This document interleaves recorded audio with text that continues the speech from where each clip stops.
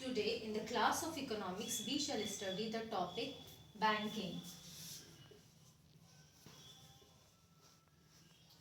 Banking system. Okay. First of all, is anybody can answer me what is exactly a bank? Bank आखिर है क्या? ये हम सब लोग जानते हैं कि बैंकिंग सिस्टम है, बैंक है जो कि हमारी पैसे से रिलेटेड ज़रूरतों को पूरा करता है. बट एग्जैक्टली बैंक है क्या? What is the meaning of bank?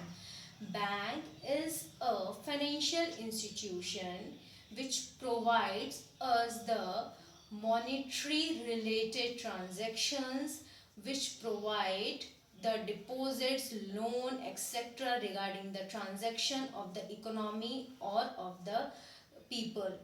ठीक है, यानी कि कंट्री और हम सब लोगों की पैसे से रिलेटेड ज़रूरतों को पूरा करता है बैंक, जो कि एक फाइनेंशियल, एक व्यवसायिक शाखा है, एक व्यवसायिक इंस्टीट्यूशन है. आप सब लोगों ने सुना होगा आरबीआई. आरबीआई क्या है? रिजर्व बैंक ऑफ इंडिया क्या है? It is a central bank and regularity statutory body, or we can say authority, under which all the commercial and scheduled banks come under the supervision of RBI. यानी RBI जो है आपके देश का main bank है. So RBI is regulatory और the statutory body और authority है जो कि सारे बैंकों को देखता है. ओके. आरबीआई आपका मेन बैंक है जिसके अंतर्गत सारे बैंक आ रहे हैं, चाहे वो कमर्शियल हो, चाहे वो शेड्यूल्ड हो, चाहे वो अनशेड्यूल्ड बैंक हो, कोई भी हो. आरबीआई आपका मेन है जिसके अंतर्गत सारे आ रहे हैं. ठीक है. तो आरबीआई कब बना? आरबीआई जो है आपका वो 1 अप्रैल 1935 में बना, तब से ये काम कर रहा है. ठीक है. Reserve bank of India. और जो पूरा बैंकिंग सिस्टम है उसको, उसकी देख रेख, उसकी पूरे, उसके सारे रेगुलेशंस, उसके रूल्स, उसकी वर्किंग, उसके ड्रॉबैक्स, उसके सारे बैंकिंग सिस्टम के पॉजिटिव पॉइंट्स, नेगेटिव पॉइंट्स, सारी चीजों की देख रेख कौन करता है? आरबीआई करता है. ओके. तो आरबीआई जो है वो आपका मेन बैंक है जिसके अंतर्गत सारे बैंक आते हैं. ओके. अब अगर हम नॉर्मल बैंक की बात करें, दैट इज जो हमारे जो आपके कमर्शियल बैंक है वो क्या करते हैं, जो उनके फंक्शंस क्या है. ठीक है. एंड रिमेंबर स्टूडेंट्स, बैंक के फंक्शंस डिफरेंट है. ओके. एंड आरबीआई के जो फंक्शंस हैं वो डिफरेंट होंगे. क्यों? Can anyone answer? ऐसा क्यों है? बिकॉज आरबीआई जो है वो इन सारे बैंकों को देखता है, तो इसके फंक्शंस जो होंगे वो इन सारे जितने भी इंडिया के बैंक्स हैं उनसे रिलेटेड होंगे. यानी उनके ऊपर कंट्रोल करना, उनको देखना, उनके रूल रेगुलेशन वगैरह को देखना इसका मेन काम है. यानी इसकी मेन जो है वो supply of money of the country, पूरी कंट्री की सप्लाई देखता है मनी की. कौन? आरबीआई. ओके. एंड बैंक किसका देखता है? यानी कि ये जो लोकल डिमांड है हमारी उनको देखता है ये. ठीक है. ये आरबीआई जो है वो कंट्री की देखता है, बैंक्स की देखता है. ठीक है. यानी कंट्री में हमारी मनी सप्लाई कैसी है? कम है कि ज्यादा है? इन्फ्लेशन हो रहा है कि डिफ्लेशन हो रहा है? एंड फॉरेन एक्सचेंज का क्या रेट चल रहा है? उसमें डिमांड एंड सप्लाई क्या रोल प्ले करेगा मनी का? वो सारी चीजें आरबीआई देखेगा. And other bank which are commercial bank और शेड्यूल्ड बैंक किस तरीके से वर्क कर रहे हैं? Are they are in the deficit point और are they are in the surplus point?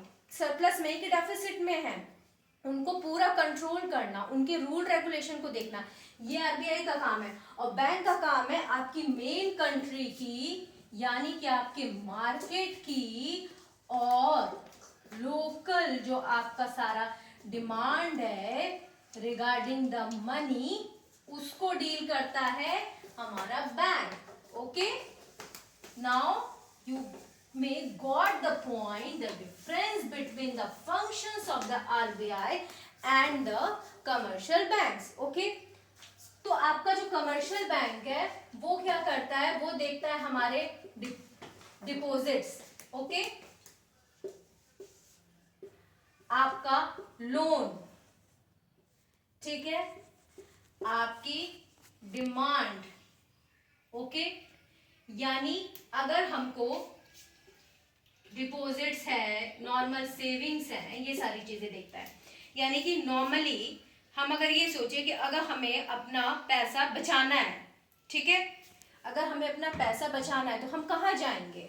थोड़ा बहुत कैश तो everybody can keep with us in our home, but अगर लार्ज अमाउंट ऑफ मनी है तो where we will deposit it? It is but obvious that we will deposit in the banks only. तो bank ही है जो कि सारी deposits handle कर रही है, ठीक है।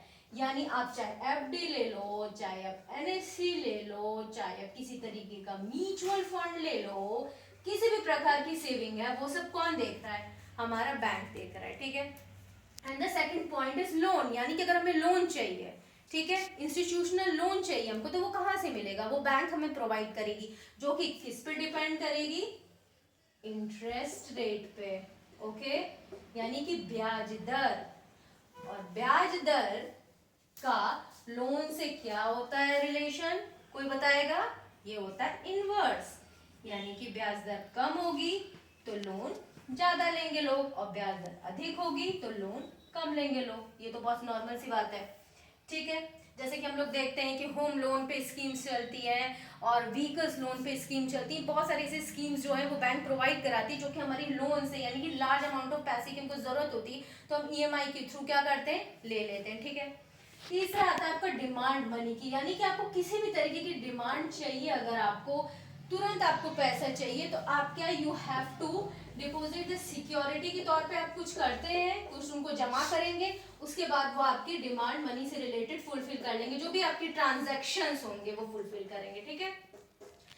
इसके अंदर आपके सारे जो मनी डिमांड है, चाहे वो किसी भी टाइप की हो, ठीक है, regarding the cash, regarding the normal, regarding the short term loan, long term loan, each and everything comes under the demand of that part of the banking system. Okay, now अब आप लोगों को clear होगा कि जो normal bank है वो हमारे लेन देन, हमारे डिपॉजिट, हमारे लोन, हमारे ट्रांजैक्शन से रिलेटेड चीजों को पूरा करते हैं, जो कि अल्टीमेटली हमारी कंट्री की सप्लाई ऑफ मनी होती है। और मेनली सप्लाई ऑफ मनी कौन हैंडल करता है? जो कि मैंने as I told you earlier, कौन करता है? दैट इज आरबीआई, ठीक है। तो यानी बैंक के पास कितना पैसा हो, कैसा पैसा हो, कितने अमाउंट का हो, कितना कैश हो, कितना आपका गोल्ड का उसमें रखा हो, वो सब कौन डिसाइड करेगा? आरबीआई।